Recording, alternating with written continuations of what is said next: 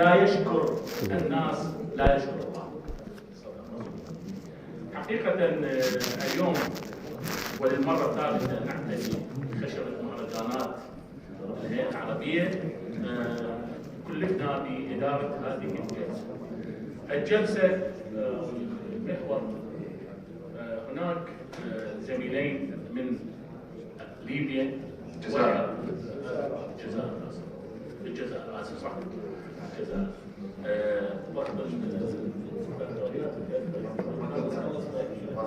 نعم. حقيقة حتى ننطلق وحسب ما موجود أمامي تعريف بسيط بزملائنا الجالسين بجانبي. الدكتور صميم حسب الله يحييه، دكتوراه كلية فنون جميلة جامعة بغداد إخراج، لوحة فنون جميلة بكالوريوس إخراج، ماجستير إخراج. أخرج مسرحية تقاسيم على العنبر 2004، مسرحية جليد 2010، ومسرحية خريف فعلا خريف كانت 2012. بيحب ارته. أدعو الدكتور صميم لتقديم ورقته.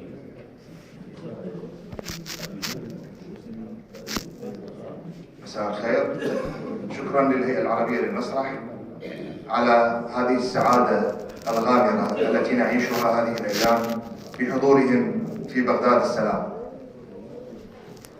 في البدء أود أن أعتذر منكم جميعا لأنني سأستعير حادثة قصيرة من تجربة مسرحية عشت فيها.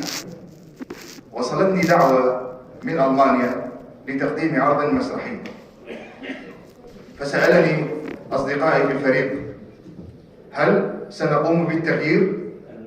قلت لهم لا. قالوا لماذا؟ طبعا سبب التغيير يعود إلى أننا شاركنا في هذا العرض في عروض الهيئة العربية للمسرح في الجزائر، وقد وصف العرض بأنه عرض عنيف.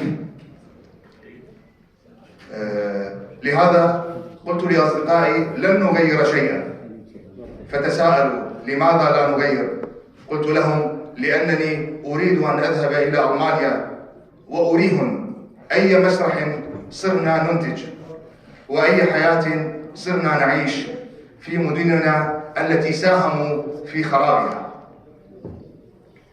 بعد تقديم العرض في ألمانيا وفي جلسة حوارية بعد العرض، تساءلت امرأة كبيرة في السن واستهجنت وجود هذا النوع من العروض، وقالت بالتحديد: نحن شعب مسالم، لماذا نضطر إلى مشاهدة هذا النوع من العروض؟ أردت أن أجيبها، لكن المترجم قال لي: انتظر، المخرج الألماني روبرت تشولي هو من طلب الإجابة. أجابها، وأيضا أقول هذا بالنص، قال لها: هذا العرض ليس قادما من الشرق الأوسط الذي تسمعين عنه، وهؤلاء المسرحيون ليسوا قادمين من العراق، هذا المسرح ينتمي إلى العالم. هل تتذكرين ما حصل في مدينة ألمانية ذكر اسمها طبعا عندما انقطعت الكهرباء لساعات قليلة؟ كيف خرج الوحش في داخل الإنسان المسالم وهجم على الأسواق وهجم على المحلات. هذا العرض يذهب إلى ذلك الإنسان. الآن سأبدأ في مداخلتي. العولمة المضادة وتمثلاتها في الخطاب المسرحي. حقيقة أثارني كثيرا عنوان المحور الفكري بين عولمة العرض وتبييئه، فتساءلت: هل هو مسرح معولم أو هو مسرح عالمي؟ أين يقف المسرح الآن؟ توصلت إلى مجموعة من الاستنتاجات تنقسم بين ما هو عولمي وما هو عالمي. فالعولمي يفرز لنا الكولونيالية، وتعني عروض تكرس فكرة الاستعمار الثقافي، ويفرز لنا أيضا الفرنكونية، عروض تؤكد على أن مرجعها الثقافي يعود إلى المستعمر بين ظفرين الفرنسي. والمثاقفة اختزال لثقافة الآخر وتغييبها مقابل تصوير حالة الانتحال الثقافي بوصفها تلاقحا مع ثقافة الآخر. أما العالمي فقد أفرز لنا ما بعد الكولونيالية عروض مسرحية احتجاجية ومناهضة للمستعمر وثقافته، وأفرز لنا أيضا التناسج الثقافي، عروض لا تغيب فيها ثقافة الآخر، بل تنسج في جزيئات لا يمكن التفريق بين أجزائها ولا يمكن استخلاص الأصل منها، وهو المسرح. العولمة المضادة، نعم ثمة عولمة مضادة لتلك التي تحول العالم فيها إلى قرية صغيرة، كما نعرف جميعا في أدبيات الإشهار عن مصطلح العولمة. إنها عولمة تشكلت عن غير قصد، وأعني العولمة المضادة، تشكلت عن غير قصد لكنها حاضرة وظاهرة، سأحاول تثبيتها في مفصلين رئيسيين. الأول مسرحي، وقد تشكل على نحو الأساس في الهجرات المتأخرة عبر زوارق الموت التي سرقت من أوطاننا أجيال من الشباب، وبقينا صامتين حتى أننا صرنا عاجزين عن مواجهة هذا الاحتلال الطوعي، حتى بعروض مسرحية، لكي لا يقال أننا نقدم مسرحا قاس، والحياة أجمل من كل هذا كما يرى البعض، وكأن المسرح حالة للترف ونحن في فجيعة أبدية. ولكن نتاجات تلك الهجرة بشقها المسرحي أفرز لنا عولمة مضادة، فالمسرحيون الشباب المشتغلون في البلاد التي هاجروا إليها نقلوا إلى تلك المجتمعات مسرحا مضادا معولما وليس عالميا. هموم يومياتهم وفجائع مجتمعاتهم وجوعهم وخوفهم من قتل وحروب وتطرف، صار المسرحيون يقدمون هذه الأشكال هناك في تلك البلاد التي هاجروا إليها، والتي صنعت العولمة فيها من أجل استمرار فكرة العالم الثالث المتخلف والعالم الأول المسيطر والمتحضر. المسرحيون المهاجرون والمهجرون يصنعون عولمتهم المضادة بمفردات أصيلة تلفحوا بها في رحلات هروبهم، فصارت السجادة بمرجعها الديني حاضرة في عروضهم التي غابت في الكثير منها اللغة الملفوظة، وحضر بدلا عنها الجسد المسبي. وهي أيضا، وأعني السجادة، صارت حاضرة بمرجعها الأسطوري الأصل، سجادة السندباد الطائرة، بما فيها من خرافات وهوس بالعالم الآخر العولمي. المحور الثاني مجتمعي، تشكل مع فكرة عولمية المنشأ والأصل، وصار اليوم يبشر بملامح لحضور عولمة مضادة تمثل على نحو خاص باللعبة الأكثر شعبية في العالم، كرة القدم. وبذات المنطق الذي تأسست عليه العولمة اقتصاديا، صرنا اليوم نمتلك عولمة مضادة، وصارت الأموال واقتصاد السوق يمتلك القدرة على جلب أهم نجوم اللعبة إلى المنطقة العربية. وثمة علامة نابهة أثارت انتباهي، هي تمثلت بوجود حرف النون باللغة العربية على قميص فريق نيوكاسل الإنجليزي، بعد أن صار تابعا لملاك من المملكة العربية السعودية. وللحرف نون كما تعلمون سادتي علامة كبرى، نون والقلم وما يسطرون. إننا ننتج عولمة مضادة أيها السادة، فهل نستطيع تبني مضامينها ليكون لنا مسرح مضاد؟ شكرا.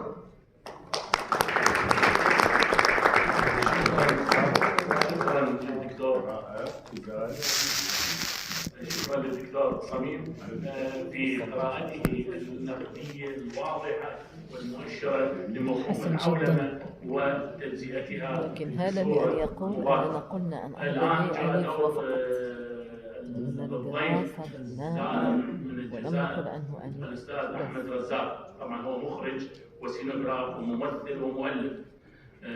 أخرج عام 2018 مسرحية 24 ساعة كرونو، عام 2019 مسرحية خاطبني للمسرح الجوهر بمدينة مستغانم.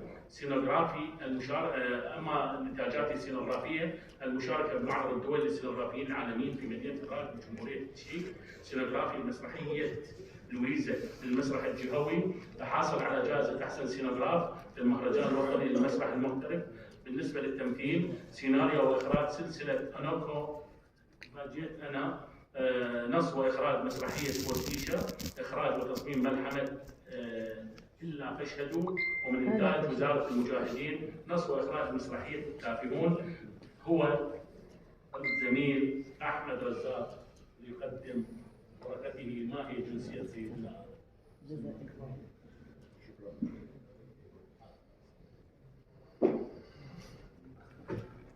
بسم الله الرحمن الرحيم. السلام عليكم ورحمة الله تعالى وبركاته. أول شيء أتقدم بالشكر للهيئة العربية على استضافتي في بغداد الحضارة، والتي مكنتني من زيارة هذا البلد الجميل والذي كنت أحلم بزيارته يعني منذ سنين طويلة. أقدم مداخلتي عنوانها ما هي جنسية سيدنا آدم.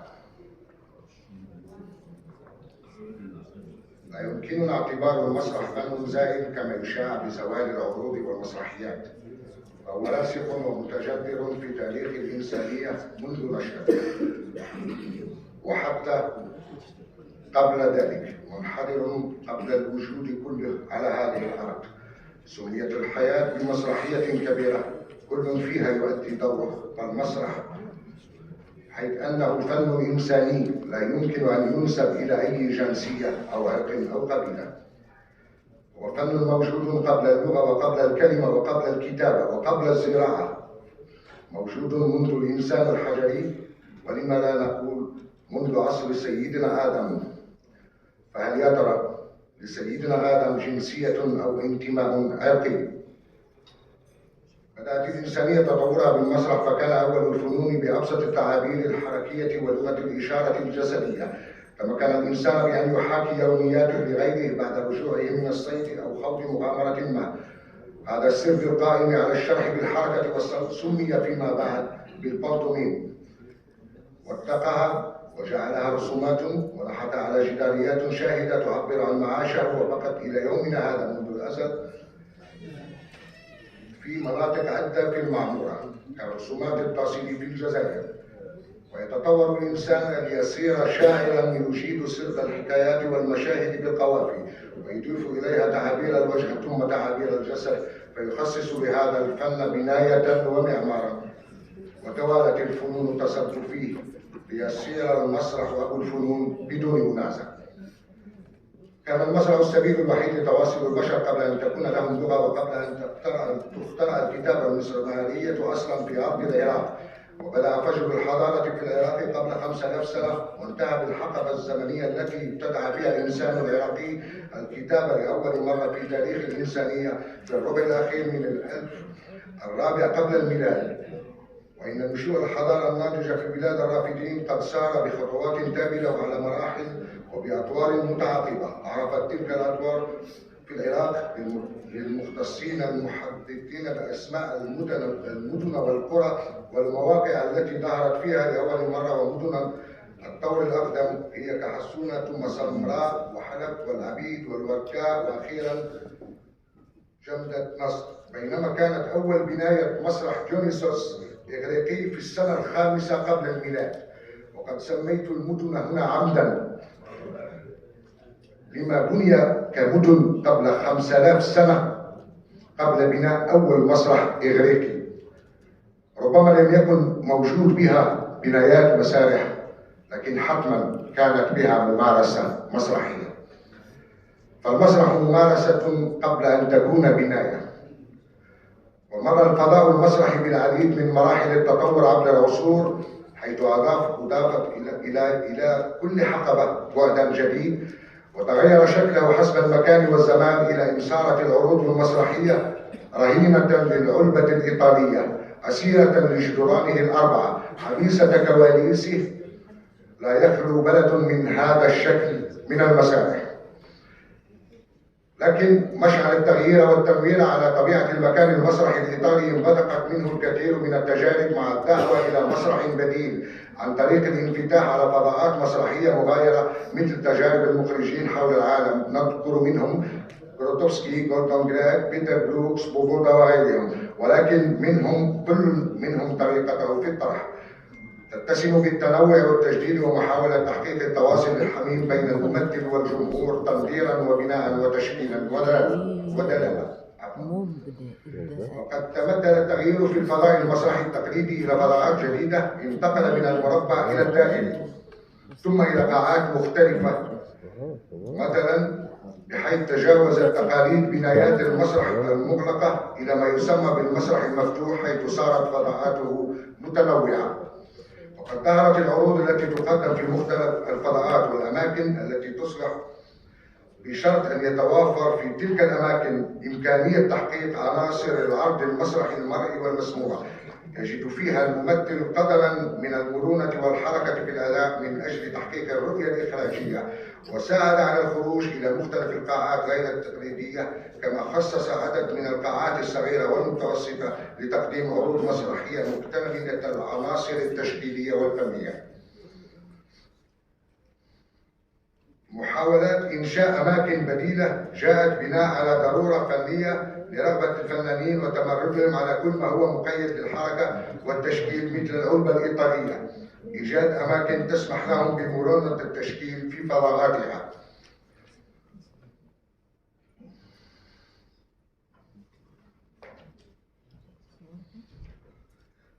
أعود الآن إلى تجربتي الشخصية كمثال بسيط. في بداية مشوار الفني الأكاديمي قدمت مشروع تخرجي في المعهد الوطني للفنون الدرامية في الجزائر سنة 1998 تحت إشراف السينوغراف العالمي عبد القادر فراح، نموذج دراسة الفضاء المسرحي كبناية والفضاء المسرحي داخل العلبة الإيطالية المغلقة، والعلاقة بين فضاء التمثيل وفضاء المتلقي، وتطور الفضائين عبر الزمن والمكان. وقد قمت آنذاك باقتراح مسرح دائري الشكل له خصوصية سوق كفكرة تكمل نوعية الممارسات المسرحية القديمة عندنا.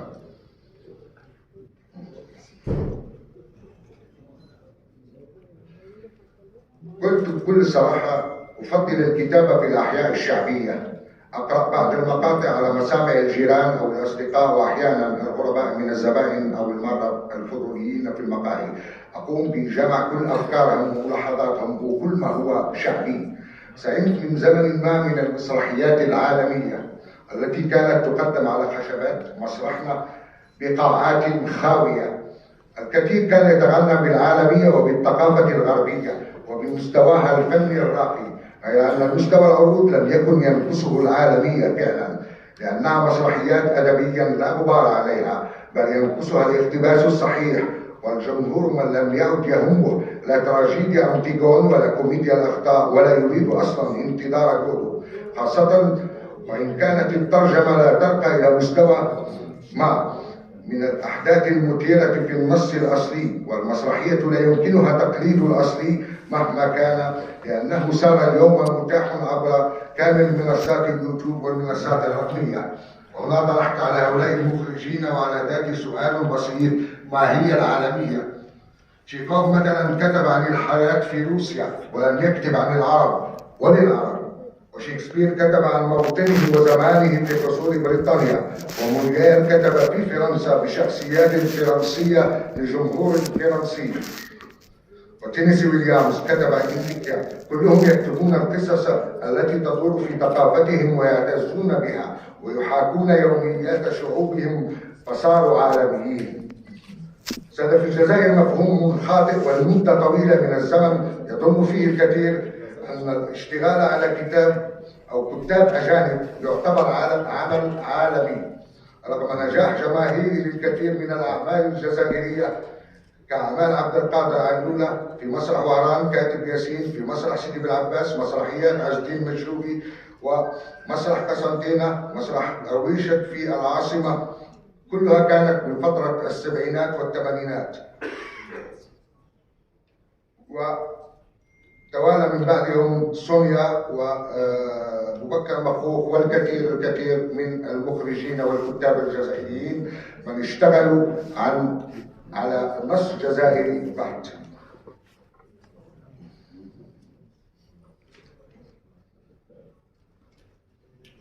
بعد هذه اللمحة الصغيرة أعود الآن إلى لب الموضوع وعن هذه العالمية.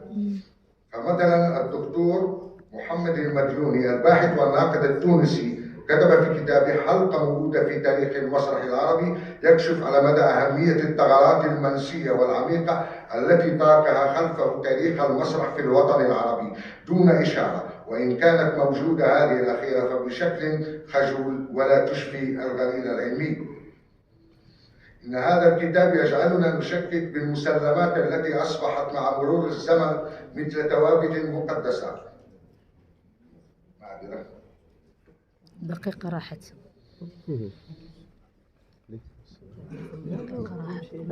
راحت منكم دقيقة. مثل توابت مقدسة يسلك لمسها والاقتراب منها، ولكن يوما بعد آخر نكتشف أن هناك مغالطات كبيرة ارتكبت وأسماء عديدة حذفت مثل نجيب حقيقة وفن التمثيل الصادرة في بيروت عام 1899، أي 37 سنة قبل أن يصدر ستانيسلافسكي إعداد الممثل، ليس من باب المقارنة بين الرجلين بل من أجل كتابة التاريخ كتابة صحيحة.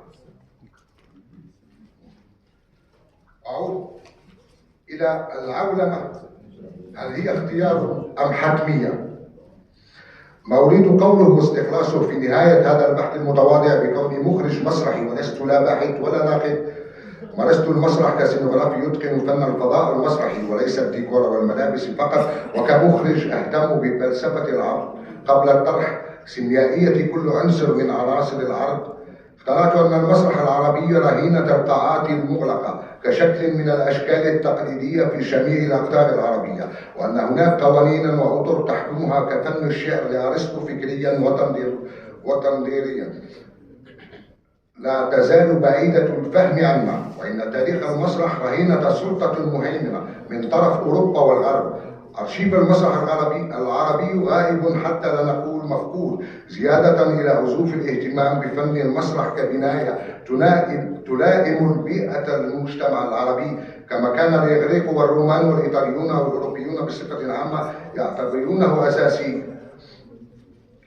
وللأسف حتى في وجه الحضارة الإسلامية في الأندلس مثلا لا نجد مكانا لأي معمار مسرحي عربي، فماذا لو بنيت مسارح في زمن سوق عقاد أو بعده وزمن الفراعنة أو زمن الحكواتي والجوال ومسرح الظل؟ لكان المسرح العربي اليوم منفتحا أكثر، لأنه سيتبنى حتما الفضاء الدائري، وهو الفضاء الأكثر مرونة واتصالا مع الجمهور وأكثر قوة في إيصال الصورة والصوت والزمان والمكان.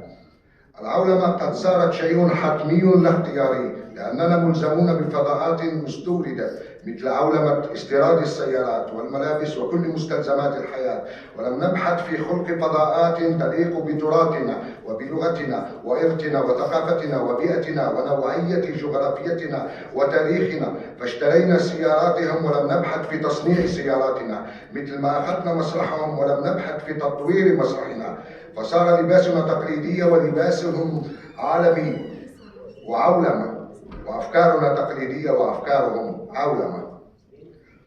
قد صارت العولمة استهلاك يومي لا مفر منه دون إحداث ثورة في كامل لولا إحداث ثورة في كامل الرؤى والمفاهيم. المسرح قبل أن يكون بناية هو ممارسة، لكن البناية تتطور بتطور الممارسة المسرحية، لكل مسرحية فضاءها الخاص ولكل فضاء تاريخ وممارسات ولو تشابه بعضها البعض. طرحي هذا كفيل بطرح سؤال واحد وجوهري: هل العولمة كما في التجارة نوع من الاستيراد فقط، أم يمكنها أن تتضمن التصدير أيضا، أم الاثنين مع بعض؟ الفكر والفلسفة والفن والثقافة لا تسوق مثل أي بضاعة، لكنها تخضع بنفس المعايير. وشكرا. شكرا جزيلا دكتور أحمد. جاء دور المتحدثين لديكم